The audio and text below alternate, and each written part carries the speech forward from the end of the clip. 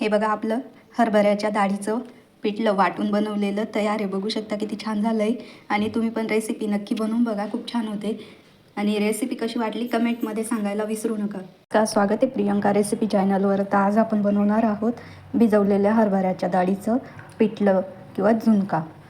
तर सर्वात आधी डाळ व्यवस्थित स्वच्छ धुवून घेतली आहे. आता मी मिक्सरमधून बारीक करून घेते.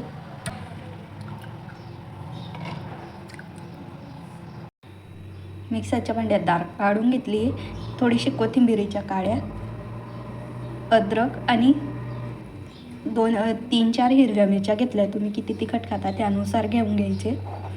आता हे जास्त बारीक पण करायचं नाही आहे, जाडच वाटून घ्यायचं आहे आपल्याला. हे बघा या पद्धतीने बारीक करून घेतलं आहे मी.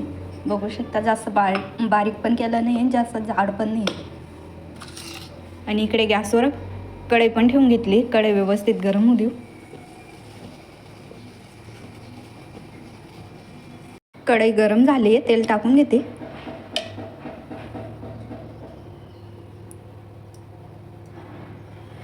तेल पण गरम होऊ देऊ. तेल गरम झालंय, जिरे टाकून घेते. जे आपण डाळ बारीक केली होती ती पण टाकून घेते.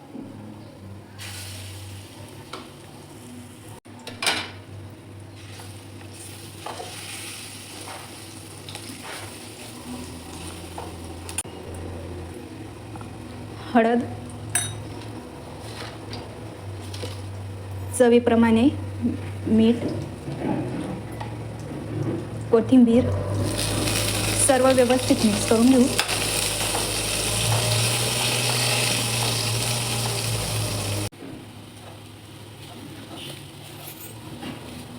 थोडंसं पाणी पण टाकून घेते, जास्त नाही टाकायचं आहे.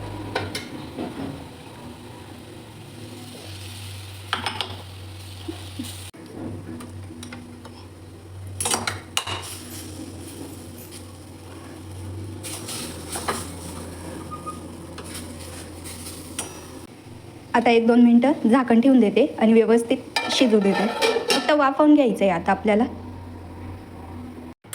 आपण चेक करून बघू आपलं पिठलं झालं आहे का. शिजलं आहे आपलं पिठलं, बघू शकतात.